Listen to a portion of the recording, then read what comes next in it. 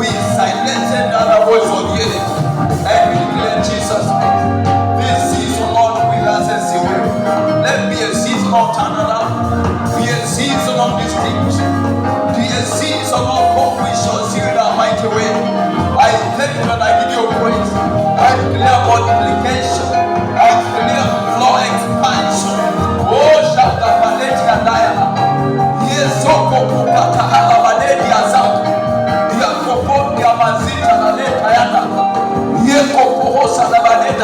We wait on you, Lord. We wait on you, King of glory. You are awesome. You are gracious. We love you, Jesus. We love you, King of glory. We love you, Master. Oh, we love you. Oh, we love you. Unaweza yote.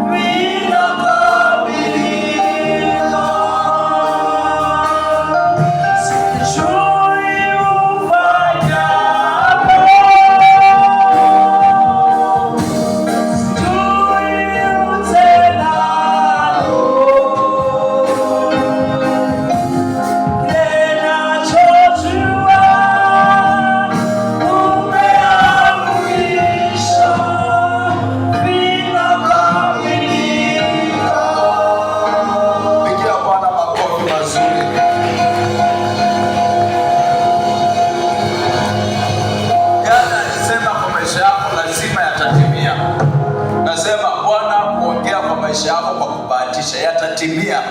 Hatutaki kujua itatimiaje, lakini kama uko na ahadi na Bwana itatimia bila shaka. Amen. Nasema hata huu mwaka una ahadi na Bwana kwamba atapanua mipaka yako, itatimia bila shaka. Kwamba amekusudia kukubariki, itatendeka bila shaka. Kile unahitaji ni kushikilia na imani, kumwambia Bwana nakumbuka na ngojea, naye Bwana atatenda kwa maisha yako. Amen. Asante kwa Bwana, wabariki. Wapigie kwa makofi mazuri. Umefika kwa nyumba ya Bwana, wewe ni shujaa. Pigia Bwana makofi kwa ajili ya shujaa karibu na wewe. Amen. I want us to honor the grace of God upon our parents. Papa, we'll rely Mama Jitalai tuweke makofi yetu pamoja kwa sababu ya wazazi. Asante. Baraka kuu. Amen and amen. I want us to make our confession. So I will lead you the past part and you do the round 2 alone. Amen. Amen. So umakinike ndio ushike kwa haraka. Kila mtu mpaka iingie kwa moyo wake, sababu the one that works, is the one that is in your heart. Amen. So let me give as I purpose in my heart. Let me give as I purpose in my heart. Sisi wote sasa. So let me give as I purpose in my heart. So let me give as I purpose in my heart. Not grudgingly or of necessity. Not grudgingly of necessity. For God loves a cheerful giver.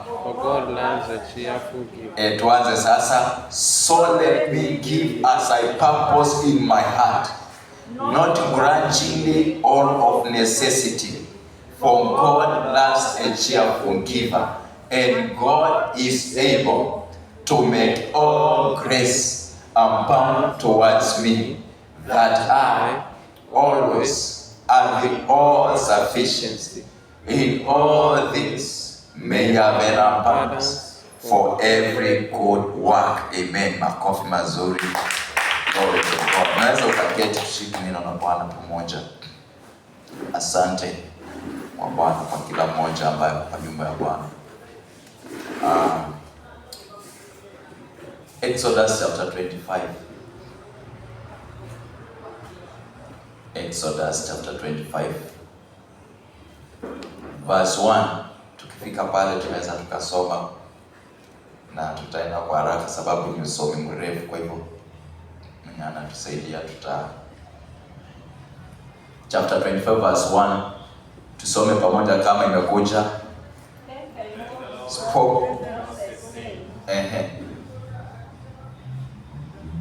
Nimesema utaharakisha.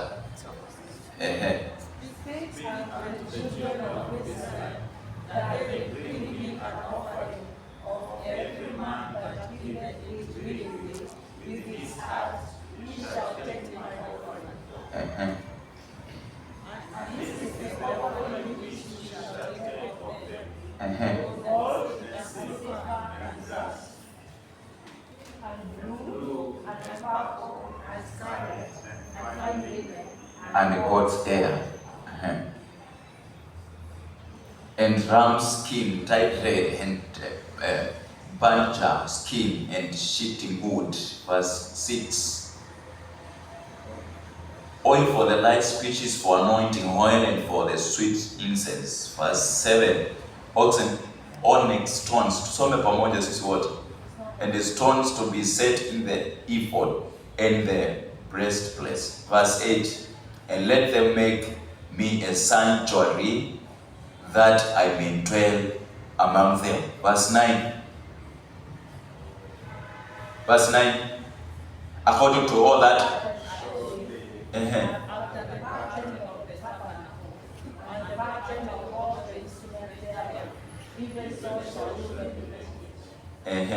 Verse 10.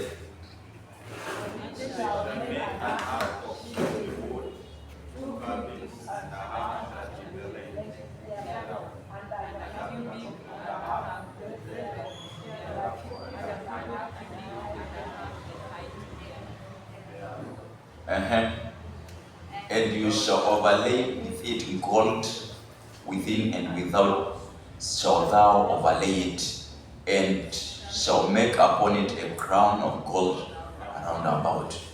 Ningependa tusome Numbers chapter 17. Numbers 17. Verse 1. And the Lord spoke to Moses, saying, speak to the children of Israel, and take of every one of them a rod according to the house of their fathers, of all their princes according to the house of their fathers, 12 rods. Write thou every man's name upon his rod. And thou shalt write Aaron's name upon the rod of Levi, for one rod shall be for the head of the house of the fathers. Verse 4. And thou shalt lay them up in the tabernacle of the congregation before the testimony, where I will meet you with.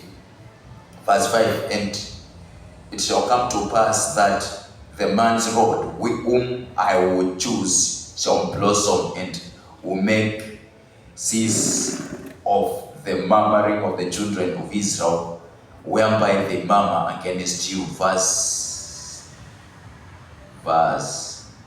8. It came to pass that the morrow Moses went to the tabernacle of witness, and behold, the rod of Aaron for the house of Levi was planted and brought forth buds. Tuweke hiyo kwa Kiswahili. Verse 8. And blossoms and yielded almonds. Verse 9. Moses brought out all the rods before the Lord, and And to all the children of Israel, they looked and took every man his rod. May the Lord bless the reading of his word. Tuweke hiyo kwa Kiswahili verse 8 na 9. Tusome sisi wote. Ilikuwa siku ya pili yake, Musa akaingia ndani ya hema ya ushahidi, na tazama, ile fimbo ya Haruni iliyokuwa kwa mia ya Haruni ilikuwa imechipuka, imetoa michukizi na kuchanua maua na kuzaa matunda mabichi. Verse 9. Kisha Musa akazitoa nje hizo fimbo zote kutoka mbele za Bwana, weka mbele ya wana wa Israeli wote, nao wakaangalia na kila mtu akatoa nje yake.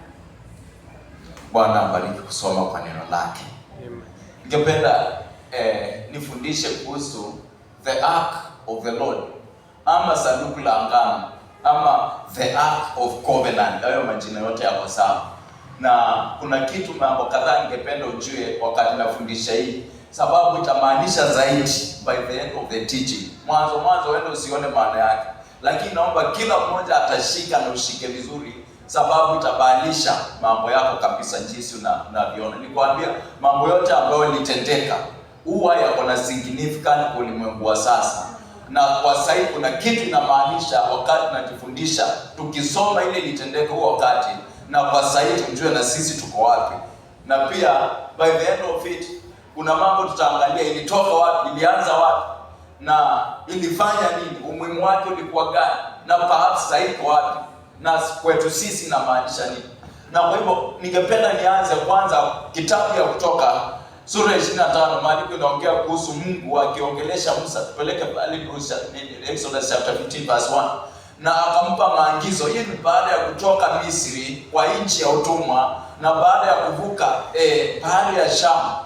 Na wakati wanavuka bahari ya Shamu ama wanavuka, unajua Mungu alitumia nini? Alimwambia Musa, stretch your hands, your rod toward the sea and divide the sea. Na kwa hivyo baada ya hayo, I think should be chapter 14. Tuko hapa sasa. Maandiko nasema baada ya kuvuka huo bahari ya Shamu, Mungu anaanza jambo jipya. Taifa linazaliwa, ama Israeli wanafanyika kuwa taifa. Na ili wafanyike kuwa taifa, Mungu anawapea mwongozo, anawapea sheria 10, amri 10. Zile amri 10 zinahusu mimi ama wewe na Mungu, the dealings of man and God, and the last 4 dealings between people. Na kwa hivyo kabla hajapeana hizi amri 10 ambao ni word, ambao ni neno la Bwana, oh Jesus, kuna preparation ambazo anafanya. Sikia, acha nikwambie kitu. Neno la Bwana liko na uwezo wa kubadilisha mambo yote. Na kwa hivyo Mungu kwa lugha nyingine anataka kuanza kudeal nao kwa level nyingine tofauti. Si vile alikuwa anatumia, sasa anawapa neno. Anawapa, unakumbuka Ezra wakati walitoka exile, wakati hawajui, walikuja wakamwambia we have found the law, ama tumeona kitabu. Okay, hiyo tutaangalia wakati mwingine. Lakini Mungu anataka kuwapea kitu ambacho ni silaha moja ambayo iko precious, ambayo itawasaidia kushinda vita zote, ambayo itawasaidia, anataka kurahisisha mambo yao. Na kwa hivyo ili arahisishe mambo yao, anamwongelesha Musa, anamwambia nakupa maagizo, sababu kuna ukurasa mpya ambao unafunguka. Na ule ukurasa mpya unafungua na nyinyi muzike. Na Baba anamwambia, spoke to the children of Israel that bring me an offering, nileteni dhabihu ama sadaka kutoka, tusome sisi wote. I wish you get to pay Kiswahili. From everyone among you, everyone, si watu wachache, si watu fulani, everyone. Why?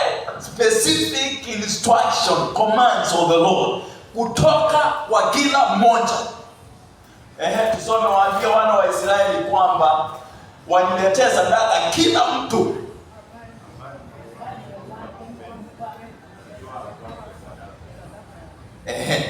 Peke tulishe kizungu sasa. Kila mtu kulingana na hali ya moyo wake, kwa lugha nyingine. Ama as he purposes in his heart, kama vile tumesema. Na kwa hivyo hii dhabihu ambayo Mungu anaitisha, mwanzo hatujui itamaanisha nini. lakini maandiko nasema itatumika. Kisha Mungu akaidescribe kwa zile ile sadaka ambayo Mungu anataka, akasema ni dhahabu, ni fedha, ni bronze Kiswahili, shaba, na akaendelea kuzisema mama mazuri, vitu ambavyo ni vya dhamana. Nisoma hii Biblia kwamba Mungu hata alikata anapokea sadaka, aliwaambia msilete kitu imelemaa, msilete mbuzi ambaye amedungwa na mwimba ama ambaye ana jicho. Lakini wakati wa Malaka ikabalika, mambo akaanza kutoa hizo, na Mungu akawa silent for 400 years. Baada ya kuwaonya wakakataa, akanyamaza. Lakini angalia hapa, nafikiri hii ndio dhabihu anapokea ya kwanza kwa watu wakitoka kwa utumwa. Ndio dhabihu Bwana ana demand from the people who have just come out of captivity. Na hiyo ndio standard anawawekea. Wako jangwani, hakuna means of survival, lakini this is the offering is demanding. Why? He is about to change their story akitumia. Na anawaambia hii sadaka itajenga nini? Next verse nasemaje? Next verse, verse 5 nasemaje? And let them make me a sanctuary that I may dwell among them. Wanitengezea hekalu ili nikae miongoni mwao. Ile dhabihu inachangia kutengezea Bwana hekalu ambao watakaa na wao. Yaani Mungu anataka akuwe Emmanuel ndani yao. Sema amen. Amen. Na kwa hivyo ili akuwe, anawahusisha, anakupea opportunity, anakupea nafasi tuhusike. Na kisha ile hekalu, next verse, ile hekalu ambao anasema, anaendelea kusema hivi, according to that I show you, kulingana na ile vile nikuonyesha. Huyu ni Musa ambaye alikuwa anaonyesha na Bwana. Tabernacle that I show you, that is the pattern of tabernacle, and that pattern of all its furnishing, just so shall you make it. Kwa hivyo alikuwa itengeze jinsi ambavyo ameonyeshwa na Bwana. Next. Hapo anatengeza kulingana vile anataka. Na anasema hivi, kisha baadaye watatengeza sanduku la agano, ambao sasa hapo ndio niko sasa. Na hii sanduku ya agano itakuwa 2 by 1.5 by 1.5. Urefu, upana na height. 2 cubits 1.5 to 1.5. Na kisha hii sanduku ya agano ambao naongelelea sasa hivi, ambao Mungu anasema itatengezwa na miti ya mshita, na itawekwa ama itakuwa na coating of gold. Na akaelezea vile itakuwa, kasema kutakuwa na malaika cherubim wawili, makerubi ambao ni wametengezwa na dhahabu, mmoja kwa kona na mwingine kwa kona. Unaweza tupatoke hiyo picha kwa kona ya hiyo sanduku. Na akasema upande na upande huu utakuwa na mti mrefu na mwingine, ambao wale ambao watakuwa na beba watakuwa na shika hii miti makuhani, tena si kila mtu. Ndio hiyo miti, ndio hiyo umeona, au umeona, ndio wanaitwa makerubi. Hiyo ni sanduku ya agano, hiyo imetengezwa na miti ya mchita, na kisha it is coated with gold. Hapo katikati hiyo unaona inaitwa mercy seat. Hapo kuna kitu inachorwa hapo. Mungu anasema that is mercy seat. Ule upande mwingine ni showbread. Nitakuwa na kuelezea zinamaanisha nini zilikujaje. Lakini angalia hapa mwanzo. Acha tuangalie mambo manne ambayo yatakuwa pale ndani kwa hii sanduku. Number 1 ni ile neno ambalo Mungu atampea, zile sheria ambazo Mungu ameziandika kwa Mao mwenyewe. Maana anasema at first, wakati Musa alikuja amezipepa, wakati anawaletea Waisraeli alipata na wao pia wametengeza Mungu wao ambao waliongozwa na huyu Haruni, ambao walimwambia tutengezee Mungu wa ng'ombe tuabudu. Nafikiri kulikuwa na Waisraeli pale. Na kwa hivyo sababu anatongezea ya Mungu wao wa ng'ombe, Musa akazirika akavunja zile sheria. after 40 days and 40 nights. Na kisha bado tutaangalia yale yalifanyika. Mungu aliwahukumu, lakini Mungu sasa akaombea, Mungu akawasaidia kuwamaliza. Kisha akarudi tena 40 days 40 nights mlimani, no food no water. Hapo na Bwana pale akaandikiwa sheria. Hizi sheria 10 ambazo amebeba zimeandikwa kwa mawe, zimechukua 40 days 40 nights. Okay, watu wa theolojia wanasema 40 days inamaanisha long period of time. Anyway, acha tuangalie kile ambacho kina umuhimu zaidi. Hiyo si muhimu sana. Baada ya kuja na hizo sheria, zilikuwa zimetengezwa, zilikuwa so precious kwamba zilikuwa zihifadhiwa kwa hii sanduku. Na hiyo sanduku ambayo zilikuwa zawekwa ndani zilikuwa ni 2 pieces, nimekuambia. Ya kwanza the first 4 na ya pili zile zingine 6. Na kwa hivyo zilikuwa zikae kwa hii sanduku ambayo ni angano. Kwa hivyo angalia hapa, by the reason umesikia inaitwa sanduku ya angano, inakwambia kuna angano pale. Amen. Angano ya Bwana na watu wake. Okay, acha nieleze vizuri. Kuna kitu inaitwa the new covenant. Si ni kweli? Acha ni break down further. Biblia imegawanywa kwa the new what? New Testament. Testament and Old Testament. Haya. Hiyo New Testament na Old Testament kwa Kiswahili ni Agano la Kale. Kwa hivyo tukisema New Testament ni sawa na New Covenant, tutakuwa tuko sawa, si ni kweli? Na kwa hivyo hii ambayo ilikuwa ni Old Covenant, ama hii Agano ambayo Bwana anafanya na watu tangu mwanzo, ina wakati tuko na New Covenant. Tuko na hiyo sanduku bado tuko nayo. Tani kati chote alafu tutaendelea. In form of Jesus Christ and Holy Spirit in us. Okay. Acha kwa mafunzo tutajua kimaanisha tukiendelea. Kwa hivyo Mungu akampa maagizo itengezwe jinsi hivyo.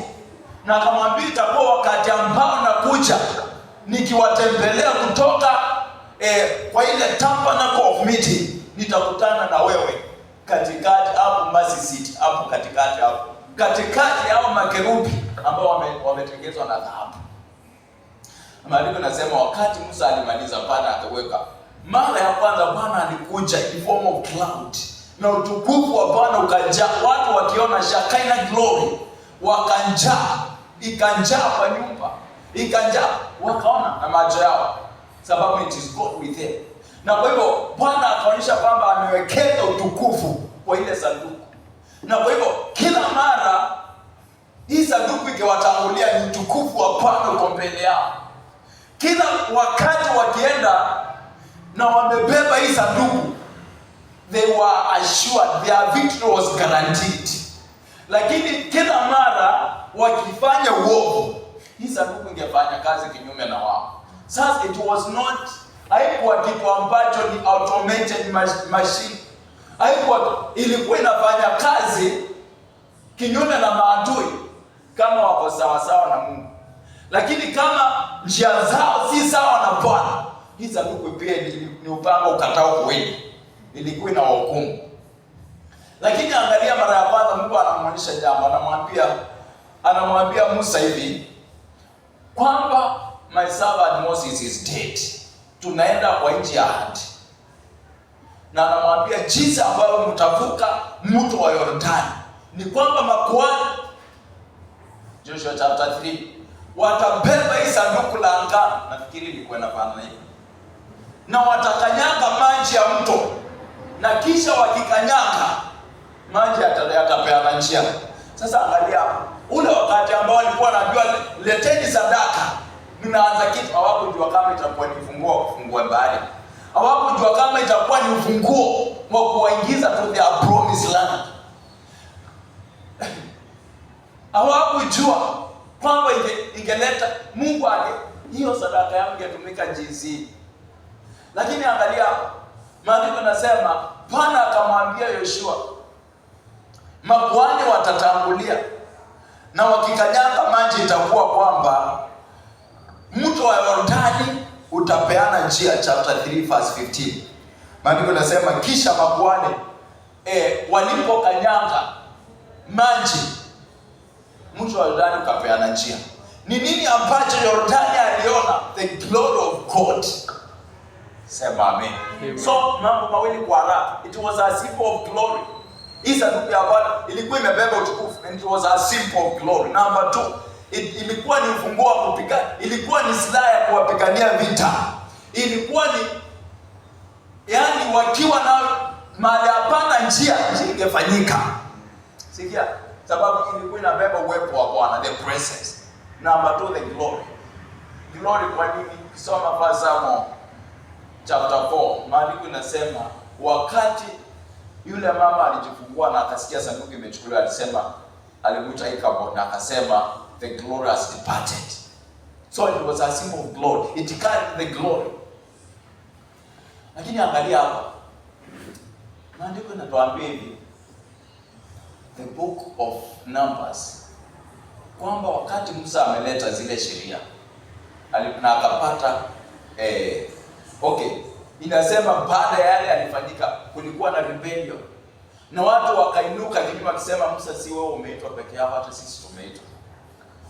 Na baada ya mambo mengi, baada ya Bwana maandiko nasema kukawa, there was murmuring between the children of Israel. Na kisha Mungu akamwambia, acha tumalize hii argument. Akamwambia kila kiongozi, kila yule ambaye ni priest alete fimbo yake. Saidia na fimbo, ile fimbo pale na alete fimbo yake. Na alete fimbo yake, na ile fimbo ambayo itazaa matunda ndio itakuwa yule ambaye imemchagua. Kila mtu akaandika fimbo yake jina, na wakaileta katika hema. Na walipoleta kwa hema, hizo fimbo zilikuwa za kawaida kama hivi. So usione kama ni fimbo ilienda kukatwa leo. Ni fimbo ambayo ilikuwa kila mtu alikuwa na yake. Na uliwahi jua, sasa nikwambie kitu, nataka ukasome hii maandiko. Anza tu Exodus chapter 3, usiende hapo. Utapata ile fimbo ambayo tunaita ya Musa, in fact ilikuwa ni fimbo ya Aroni. Wakifika kule maandiko yanasema ile fimbo ya Aroni ikameza, ikawa nyoka. Na kwa hivyo maandiko yanasema hivi kwamba kila mtu akaleta yake na imeandikwa jina, na akaiweka katika hema ya kukutania. Asubuhi yake wakikuja wakapata, it came to pass on the next month that Moses tusome sisi wote.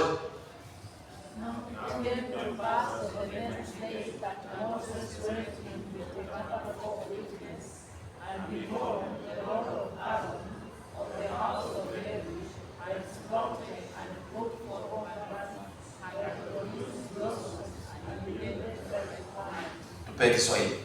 Kwa hivyo asubuhi yake, si miaka, wakapata ile fimbo ambayo ni ngumu kama hii, imenawiri, imechipuka, na machipuzi yake yakachanua maua. Imagine umepanda mti, umechanua maua, sijui ilikuwa mengi kiasi gani. Na anasema yale maua ambayo ilikuwa imechanua na ikazaa matunda, mti kama huo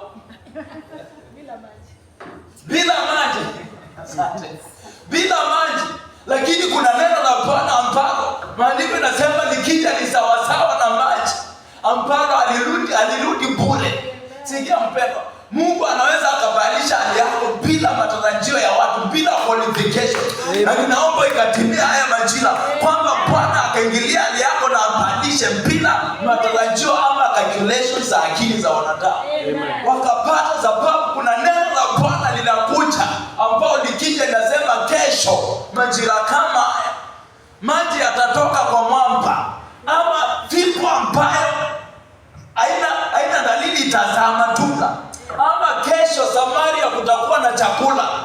Neno la Bwana likija alitaji fikira za wanadamu, ni kushika na imani. Amen. Sikia mpendwa, wakapata imezaa matunda. Napenda next verse. Argument zikaisha. Kwamba ni nani Bwana ameita. Nasema haya majira kuna misoso, kuna maswali Bwana atayajibu mwenyewe. Kuna watu watasema uko na Mungu mkuu. Kuna watu wataona Mungu wako na wakuache peke yako. Waseme huyu ni Bwana. Amemtendea. Maana anasema asubuhi yake kila mtu akachukua yake na akaenda.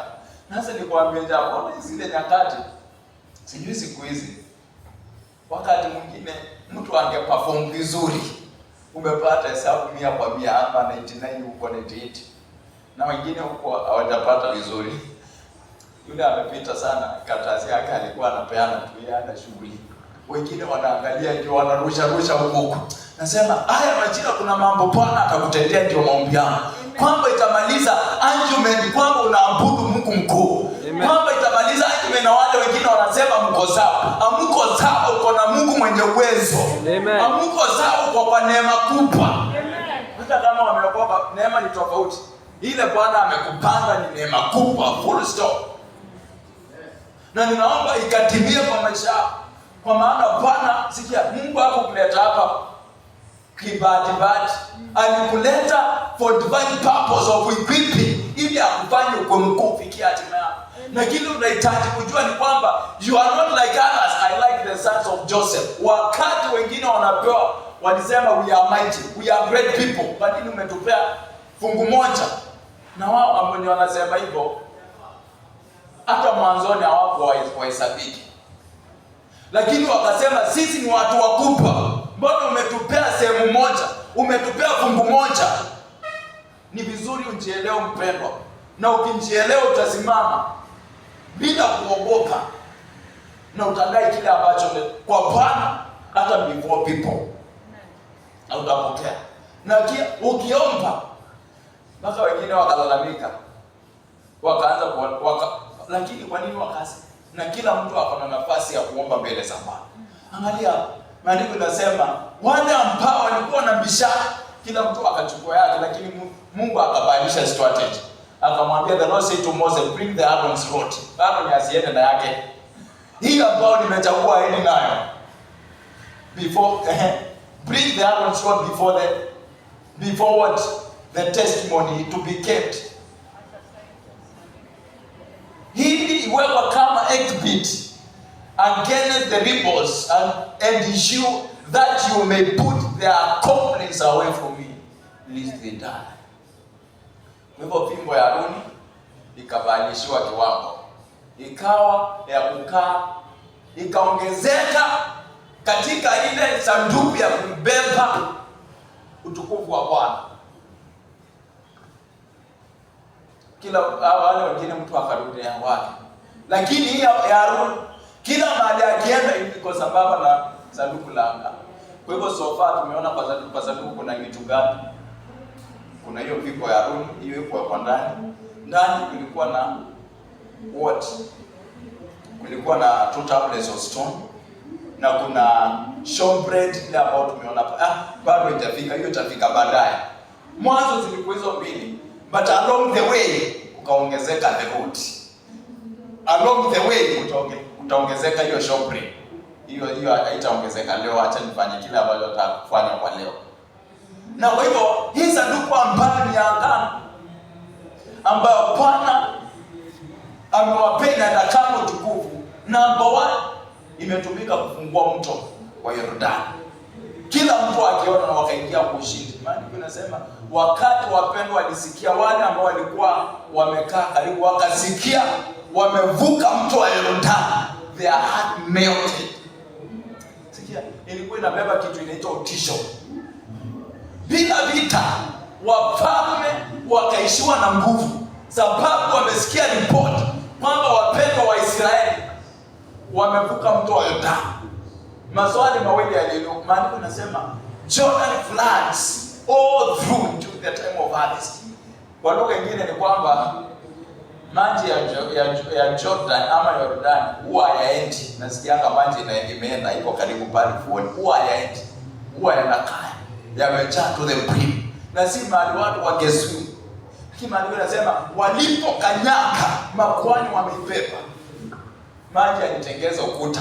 na ikakatika mahali ilikuwa. It was power invested in that ark. Na kwa hivyo wakapita kana kwamba ni dry land, mahali pakavu. Wakapita kama vile ukifika pale ufuoni maji yakiwa yameenda unatembeaga hapo kando. Na wakapita wale kwa nchi ya ahadi walipofika, waliposikia wamefika, mioyo yao ikayeyuka.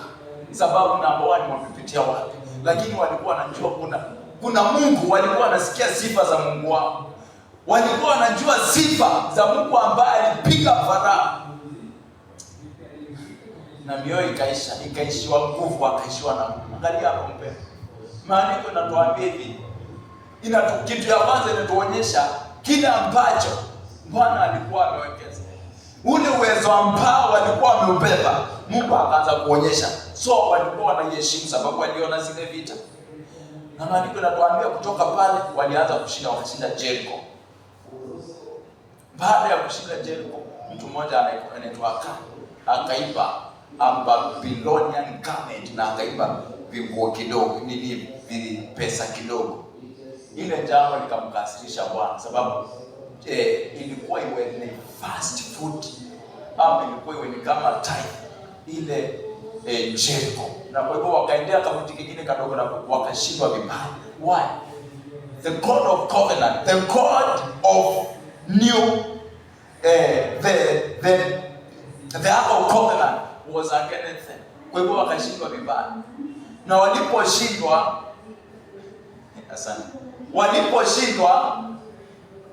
Joshua akaenda mbele za Bwana akalia. Na akamwambia, Mungu akamwambia Israeli wasindi.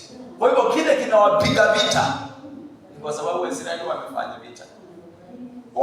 Wamekosa sababu ya mtu mmoja ambaye alienda kinyume na neno na maagizo ya Bwana. Okay. Just stay on the course. Hii sanduku ya agano nataka nikuonyeshe kile kilitendeka. Baada ya kuteka mji, maandiko yanasema wakati mmoja, wakati wa Eli, wale makuhani ambao walikuwa wanahudumia ama wakati ambao walikuwa wanakaa kukawa na wana wa Eli na wakafanya uovu, wakawa wakufanya uzizi, wakawa wakuiba sadaka. Na hivyo jambo Bwana akasema aliyafuata. Na akasema atawamaliza kwa siku moja. Nini na itawamaliza? Si Mungu atatoka mbinguni. Hii sanduku ambao aliwapea. Na itawamalizaje? Maana tunasema walienda kwa vita wakashindwa, vita vya kwanza. Wakashindwa tu kawaida. Wakasema ni sababu sanduku ya Bwana iko na sisi. Ni kwa nini sanduku ya Bwana iko? Ni sababu haiko na nyinyi na sisi, kwa sababu uhusiano wetu haukubali. It is working against us. Hata ikiwa karibu na inafanya kazi kinyume na wewe, kwanza utafanya vibaya kabisa. Hata afadhali kwa mbali.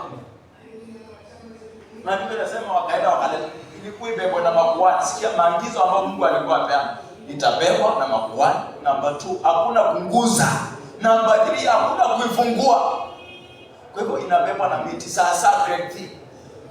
Wale Waeli wakaizoea, lakini walikuwa wanajua sheria, kwa hivyo wakabeba vizuri. Hawakunguza isiwaumize, isiwaue. Na wakafikisha, lakini kwa battlefield maandiko yanasema ndio walishindwa vibaya, wakakufa na Waisraeli wakakimbia. Na wakaletea mzee report ili wakamwambia wana wako wamekufa wawili. Israeli wamefadhaishwa. Na sanduku la Bwana la agano limechukuliwa. Maana tunasema aliposikia the mention of sanduku la agano akakufa. Kwa hivyo nini imemuua? Si news za watoto. Sanduku. Aliposikia the ark of covenant has been taken. Maana tusome pamoja. Then it happened when he made mention. Sikia, wakati alitamka. Hata nilisikia siku mmoja akisema, Sunday worship akisema wakati mmoja alikuwa kule deep aliogopa. Kuna majina mengine hayataji kule. Kuikanja tu mambo inaharibika kabisa. Na kwa hivyo alikuwa anaulizwa kwa nini hii nchi kwa hivi na hivi. wakati anaelezea nini kinaendelea, akataja mtu mmoja ambaye alikuwa anaomba. Kumbe mtumishi wa Bwana akimtaja ni kama jina la Yesu it is wrapped, ukawa blackout, na wakataka kumuua sababu ameharibu mambo kule, akaonekana kana kwamba hapo pale. Kwa hivyo kuna mambo mengine ikitamkwa ni power released, kama vile ukitamka jina la Yesu. Na hivyo maandiko yanasema when he made mention of the ark of God, kuitamka tu alianguka, that he fell off the seat backward na akafa. Na mkaza mwana aliposikiwa naye pia akajifungua na akafa, na wakamwita Ichabod mtoto, na akasema why the glory has departed. Kwa hivyo it was a symbol of glory, yaani ilikuwa ni utukufu wa Bwana ambao ulikuwa pale. Haikuwa kitu, it was not a fake honor, haikuwa kitu tu, it was a real tangible presence of God. Na angalia hapa mpendwa, hii sanduku ambayo tunaongea kuhusu, nataka nikuonyeshe mambo kadhaa ambayo ilikuwa inaashiria ama ilibeba, alafu tuone vile inamaanisha kwetu. Maandiko yanasema wale ambao walichukua pia Mungu aliwahukumu. Kitu ya kwanza, asubuhi yake waliweka karibu na Dagoni, wakapata, tuseme Dagoni ndiye huyo. Dagoni alikuwa amejengwa, ni mungu wa kujenga, ni sanamu kubwa ambayo nafikiri watu sisi tukiambiwa tuinue itakuwa ni ngumu. Wakapata ile sanamu imeanguka. Na acha nikuelezee, wale sanamu hawajengwi bila, ukiona yale masanamu yamejengwa pale hapa Mombasa, umeona mengi, si ndio? Kuna moja hapa sijui ni ng'ombe ama ni kina nani. Ukiangalia vizuri utapata wamejengewa, kuna chuma iko ndani yake. Amejengwa na chuma ndio akawekewa simiti, akawekewa nyama ya simiti, si ni kweli? Ndio maana anakaa hivi, lakini chuma ndio imemsimamisha zaidi. Kwa hivyo ukisikia Dagoni alikuwa kuna vyuma ama waya, kuna vitu ambavyo ni ngumu. Wakapata ameanguka. Na walipopata ameanguka, wakamwamsha. Asubuhi yake wakapata ameanguka mpaka katika, hata wanaona waya ndizo zimeanguka ama chuma ndizo zimeanguka na zimekatika. Maandiko yanasema tangu hiyo siku hata wale makuhani wake wakamuondokea na hawakurudi tena pale, wakamkana yule Dagoni kabisa, sababu wameona Mungu ambaye anaweza. Hii sanduku inapigana, hakuna vita, hakuna bulldozer, hakuna mtu amekuja kuichochea ifanye. Sikia mpendwa, ukitembea na uwepo wa Bwana, kuna mambo mengine utayaandress, utafika ya jiarani. Kuna mengine utayaongelesha bila nguvu nyingi, yatatiza sauti yako. Kuna mambo utayahukumu na yatahukumika sababu umebeba the glory. Kuna mengine by the reason umefika, maana tunasema mkifika sema the kingdom of God has come. Hiyo inamaanisha nini? Okay, acha nikwambie, hii sanduku ilikuwa inaashiria the throne of God, utawala wa Bwana. Na kwa hivyo naye Yesu akatuambia si go preach saying the kingdom of God has come. Wewe unafaa kuwa carrier of the kingdom. Ukifika, wajua ambassador wakisimama akiongea, sasa nikwambie, ona ambassador wa Kenya tuseme hapo Amerika, na kuna watu wengine wa Kenya wako Marekani pia, si ni kweli? Na kuna wengine wanafanya biashara kubwa, hata wana pesa kuliko ambassadors, si ni kweli? Na kuna wengine, sisi wote ni wa Kenya period, ni kweli, lakini levels ni tofauti. Huyu mmoja akisimama ongeni, Kenya imeongea, na huyu mmoja yeye peke yake, yeye hawezi akafungwa, hata akifanya nini hawezi akafungwa. Is above the law. Ako Kenya, ako Marekani, lakini ako kwa embassy za Kenya. Hakuna mtu ako na ruhusa ya kuingia hapa amshike. Na ako pale, si ni kweli? Hivyo ndivyo inakuwa. Sasa ni hata wewe sasa hivi uone mambo yameharibika na ukimbie uingie kwa embassy yake. Hakuna mtu atakutoa pale huko Kenya hapo. Kitambo akutoa kwa hiyo embassy. Hana ruhusa ya kukushika. Those are the laws of the land. Na kwa hivyo hawa watu, sababu huyu mmoja akiongea ni Kenya imeongea, ni utawala umeongea, wako tofauti sana. Na hivyo ndivyo Bwana ametutofautisha sisi ambao tumeokoka. We are the kind, anasema as you go preach saying the kingdom of God has come. By the reason umefika, ufalme umefika. Lakini ili ufike lazima na ualign so well kiasi kwamba ni kweli ufalme umefika na ule ufalme uonekane. Na hata kabla hujafikia wengine, unafaa ufanye kazi kwa maisha yako. Sema amen. Amen. Na pia hivyo ndivyo Bwana ametofautisha hata the ministers of God in offices, pastors, apostles, prophets, evangelists, pastors, teachers. Ni sawa tu ile alitofautisha fimbo ya Haruni na wengine wote ni makuhani, lakini kuna levels. Amen. Sasa maandiko yanatuambia kwamba baada ya kuona Mungu wao na Bwana amehukumiwa, walianza na mkono wa Bwana ukawa juu yao kwa uzito.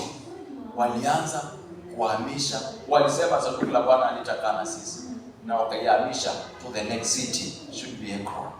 Ekron, maandiko yanasema akawahukumu, wakapeleka sanduku la Bwana, so they carried the ark of Israel away. Next verse.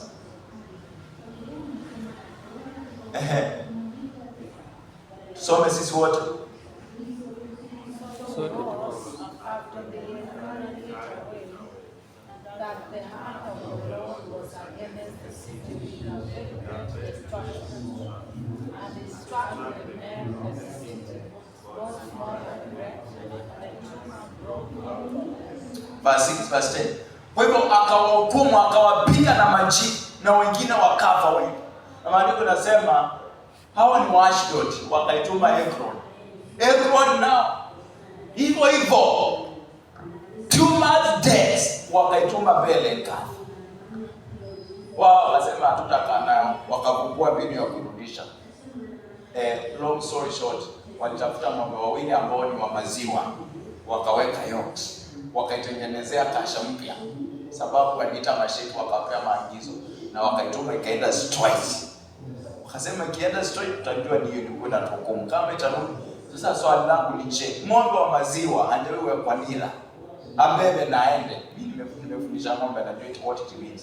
Hata wale ambao ni wakufundisha unaonganga wana beef tofauti, lakini hao wanasema walienda straight wakaipeleka kuonyesha ni Mungu atuwaka, hawakukumbuka na mazao. Na maandiko yanatuambia wale walipofika wakaipokea, wa Beth-Shemesh wakaipokea, wakavunja. Sasa wao ni Waisraeli, zile nini kama wakazifanya kuni, wakateketeza wale ng'ombe kama sadaka ya kuteketezwa. Lakini angalia kitu moja walifanya hapa. Baada ya hayo wakafanya mistake ya kufungua ile sanduku. Ilikuwa ifunguliwa. Maandiko inasema they died, men of them, hata ikawa wengi sana. Kwa nini? Ufungua watu tukufu wa Bwana. Acha kufungua, haifai kunguzwa. Inasema I think 7,000 men. Men, he struck 50,000 and 70 men. Unajua 50,000 ni watu wangapi? Kwa sababu gani? Ya kufungua. Hebu tusome. He struck men of Beth-Shemesh because they had looked into the ark. Sababu ya kuangalia ile curiosity nini iko pale ndani, acha tuone huyu Mungu.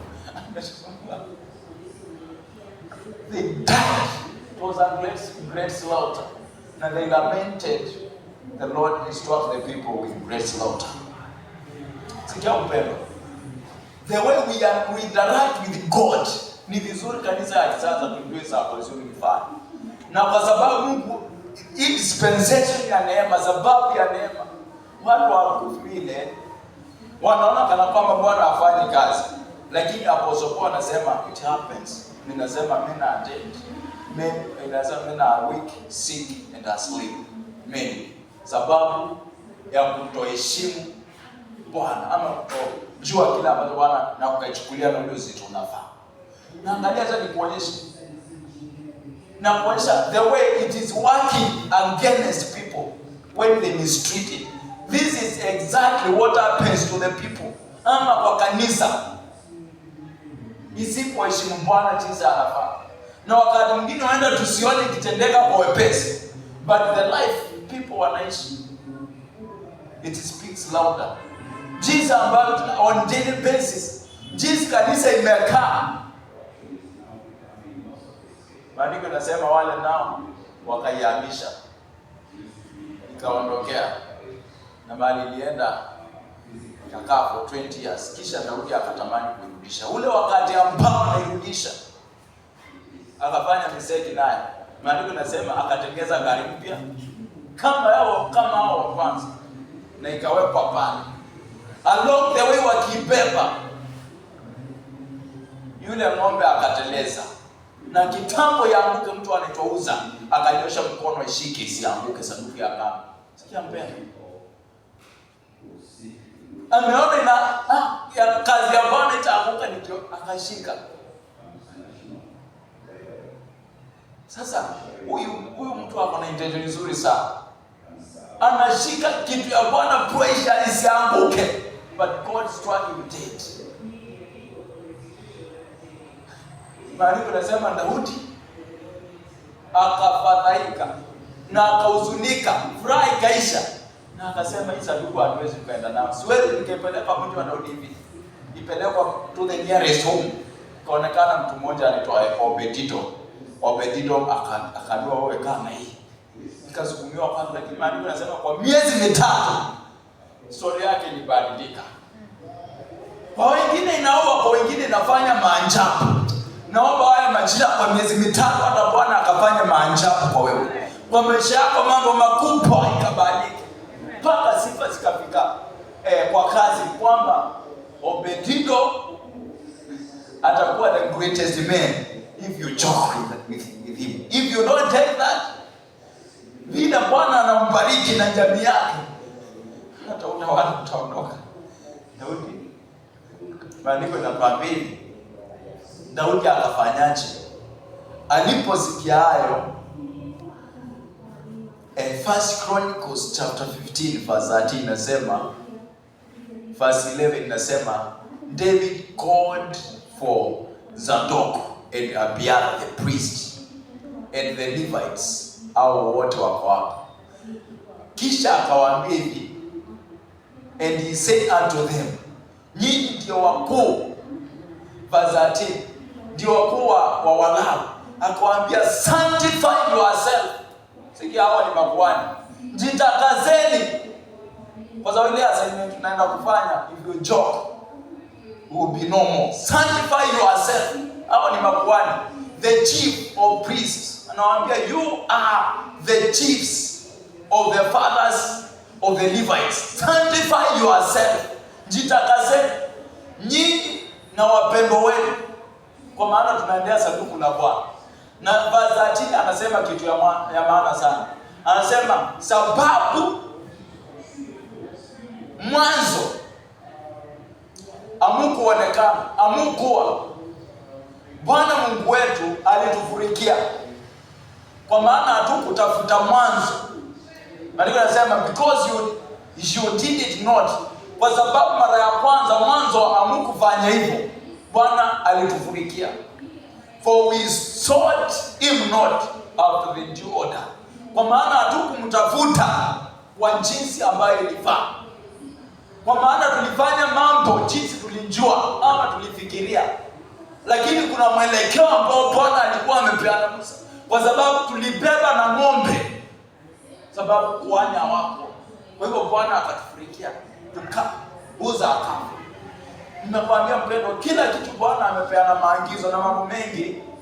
Sikia hapa, kanisa la Bwana tuko kwa shida kubwa, sababu kwa Pentecostal church, hata kama hii haliwezi kubwa hivi, utapata watu wengi wote, all of us we are prayerful, lakini ukiuliza in fact ukiuliza wenye tumekuwa kwa hata wengine tunafunga na kuomba, which is good leo, lakini tukiingia upande wa neno la Bwana, wengi apart from ile pasa anafundisha, huenda kwa wiki nzima hata funguo ingine.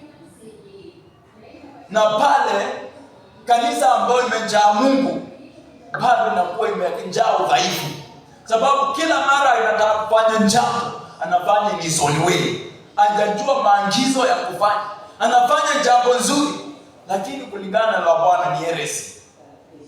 Uliona mwanafunzi anataka kufanya hesabu lakini hajui formula, atakosea tu, hata kama very bright, lakini sababu hajui formula ana invent yake. Kwa hivyo Bwana ametupea kila kitu maagizo, na ndio I thank God for the word of the year. Start this book of instruction. Kwa hivyo anasema Bwana alitufunikia sababu we did not study to see the instruction on how to handle this ark of covenant. Kwa hivyo akamwambia, lakini sasa hivi nimejua. Sijui kama aliita makwani ama alisomaje ama aliuliza Obedido ama alifanyaje, lakini maandiko yanatuambia akawaambia jitakaseni. Na kutoka pale walipokuwa wanaibeba ile sanduku, walibeba wakaipeleka katika ile mambo alikuwa ametengeza kwa mji wa Daudi. Nikafika salama. Nasema kila hatua 6 Daudi anacheza, wanashangilia, wanatoa dhabihu, kila mpaka wakafika na akawa amecheza. Nafikiri hiyo ni wakati alicheza zaidi, mpaka yule bibi yake binti wa Sauli akamwangalia akiwa kwa kasi kwa nyumba kubwa, and he despised him in her heart. Maandiko nasema she's the only woman in the Bible ama tunajua ambaye hakupata mtoto the rest of her life. Why? Wakati ambao alimdhiaki Daudi na akaenda hatua kumuongelesha na kinaya au thinking if it was the king. Hiyo ni kuongea kinaya. Maandiko nasema Daudi alimwambia I was before the Lord. Tanieleze vizuri. It was before the ark. Mimi sikuwa naona, nilikuwa na sanduku ambao nilikuwa naendea. It was before the Lord, the throne of God. Nisema it was a simple throne of God. I was dancing before the throne of God. Na anasema hiyo najitandazi zaidi. Sikia mpendwa, tukija mbele za Bwana, hata ukija kwa hii nyumba, hata mambo mengine nyuma umekuja sababu ya njeta moja, you are before the Lord. Sema amen. Wakati tunaimba na kumchezea Bwana, cheza kwa moyo wako, usiangalie nani anakuangalia, you are before the Lord. Na kama atakupuuza ama akufikirie vibaya, it is upon huyo mtu na Mungu, si wewe. You are before the Lord. Na mbele za Bwana tunaweka viti cheo kando, tunaweka wandiki mtizi kando, tunamwabudu huyo Bwana ambaye anaweza akatusaidia akabadilisha mambo yetu. Sababu when you have the right dealing with God, when he is happy with us, you will prosper, tunanawiri. Lakini mimi wale mwingine atakuja, hakuna kusweti, hakuna makeup isiharibike, na anatoka pale bado na mizigo, anatoka pale anaenda kumngana mambo, anatoka pale bado anaenda kukaa maisha ya kulia. Lakini jambo ambalo angeimba mbele za Bwana, mlango ufunguke. Jambo angecheza mbele za Bwana, yaani Mungu abadilishe mambo yake. Kwa hivyo wakati tunakuja mbele za Bwana kwa hii nyumba, we are coming to worship. Tunakuja hapa kumwabudu Bwana, na wale ambao wana ufunuo wanaanguka upande ule wa yule binti. Lakini kila mtu hapa anatambua kwamba kila mara tukija ukiomba, usiseme jirani yangu ananiangaliaje, hata anakuangalia na nini, yeye anafaa kuwa anaomba. Kama anakuangalia hapo kwa mwili, wewe you are in the spirit like David. Amen.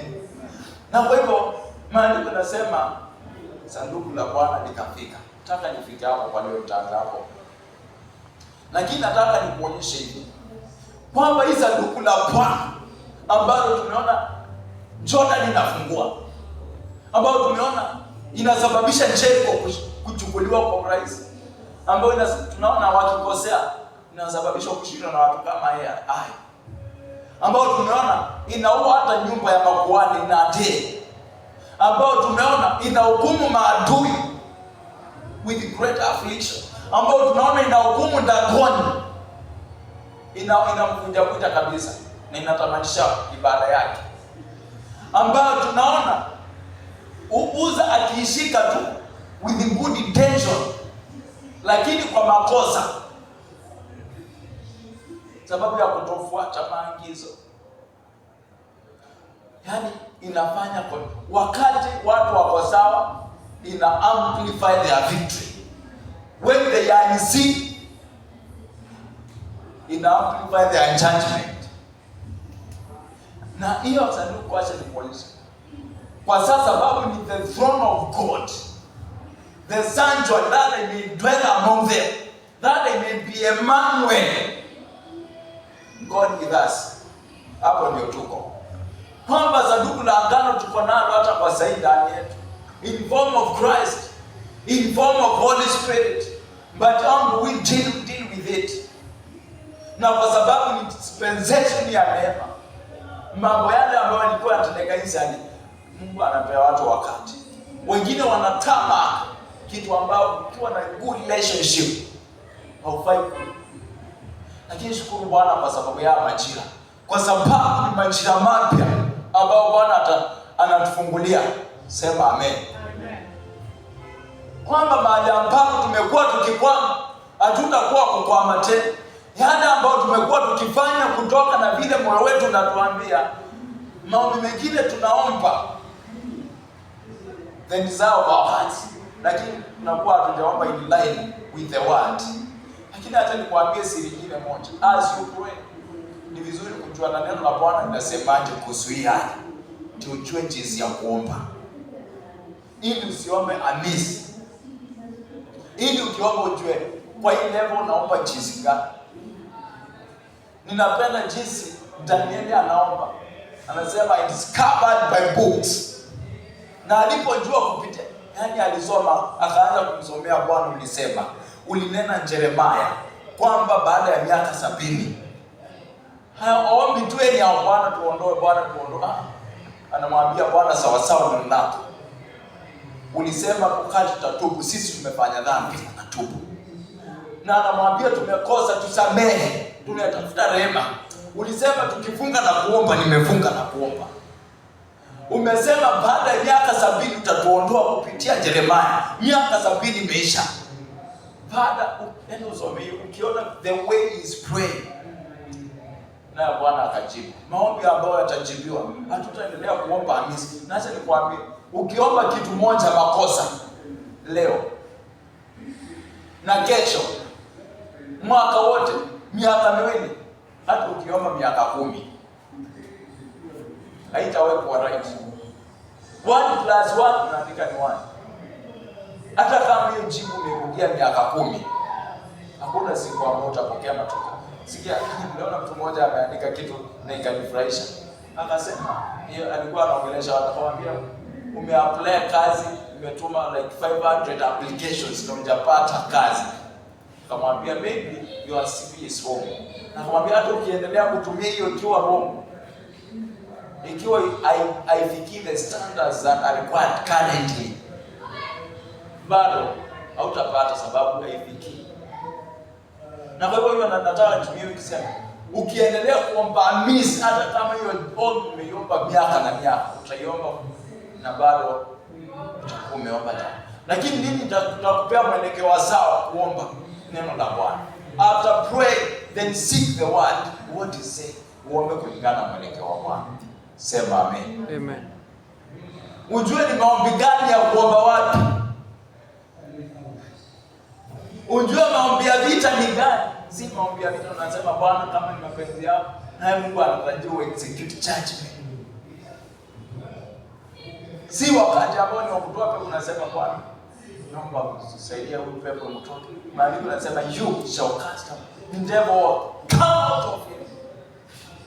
Sema amen. Sababu mengine ukiomba Mungu mtoe pepo, Bwana anasema sitatoa. Sababu alisema yu anajua huyu bado hajajua. Mungu mponye. Mungu anasema you shall lay hands on the sick, they shall recover. Ni mwekelee mkono useme Baba sawasawa na lako. Sababu you know what you are doing. Amen. Oh Jesus. Sema Baba kwa jina la Yesu Kristo. Haya majira mwangaza wako ukaangazie maisha yangu. Ili nikaone na nikaone vizuri. Na nikaone mambo makubwa yakitimia kwa maisha yangu. Nikaone hatima yangu ikitimia. Ukaniwezeshe nikafika kwa hatima yangu. Ukaniwezeshe nikajua uwezo ambao umewekeza ndani yangu na nikauchochea ufanye kazi kwa jina la Yesu Kristo. Haya majira naomba yakawa majira yangu ya kuzaa matunda mengi kwa maisha yangu kwa jina la Yesu Kristo. Amen. Piga makofi mazuri kwa ajili ya Bwana. Amen. Asante. Ningependa niseme jambo moja. Nilikuwa naweka msingi tu sababu kutoka pale nitaanza kuonyesha the real application of it in our lives. The real and what is entails. Na nini na inamaanisha nini haswa kwa wakati tusikae na utukufu na tuwe wa kushindwa. Tusikae na utukufu na badala itufanyie kazi nafanye kinyume na sisi. Amen. Kama imetendeka majira yake majira yake ya kuteseka imefika mwisho, ni kurasa mpya. Amen. Kipendo chukue sadaka zetu nzuri. Sadaka zetu nzuri. Tumwabudu Bwana.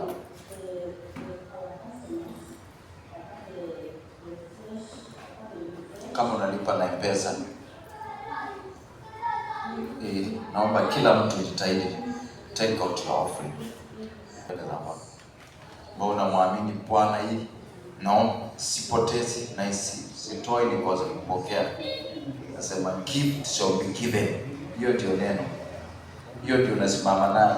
Useme Bwana naomba, naambia Bwana sawa sawa na gift shall be given. Let it done to me. Nilikwambia njia moja Bwana huwa anafanya when you give inakurudia. Na inaturudia aje? Wakati mwingine inaturudia kwa njia ambazo hatujui.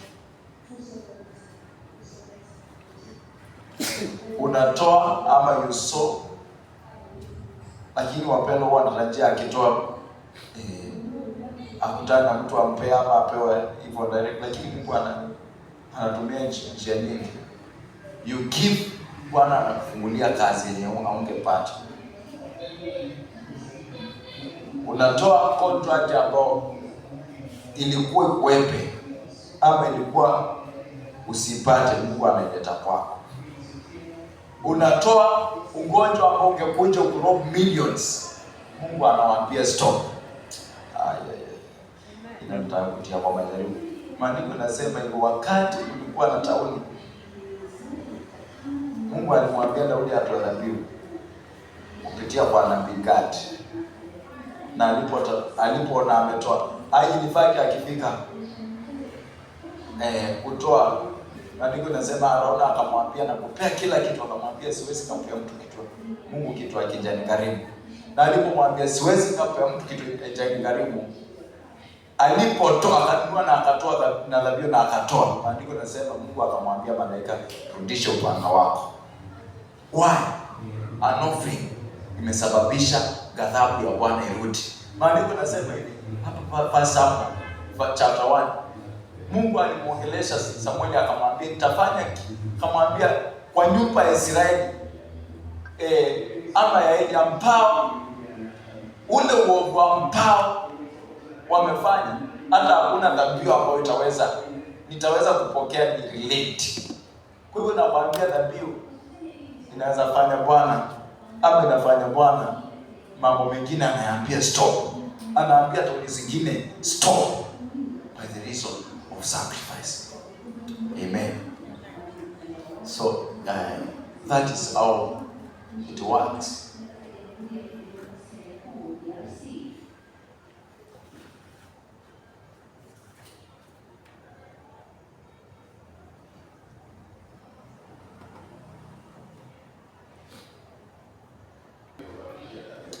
Baba, kwa jina la Yesu Kristo, dhabihu zetu umesema tutoe na tutapokea. Naomba as we give we shall receive. In the mighty name of Jesus, this season be a season of great turnaround. None of us will mock you. None of us will be mocked us. You shall, Lord, I esteem to one of us, and your name shall be glorified. In us, you shall display your splendor, and to our enemies you shall gain glory. I thank you and me. In Jesus' name we pray. Amen. Tolea Bwana, kama kuna fungu la 10, kuna dhabihu, special seed,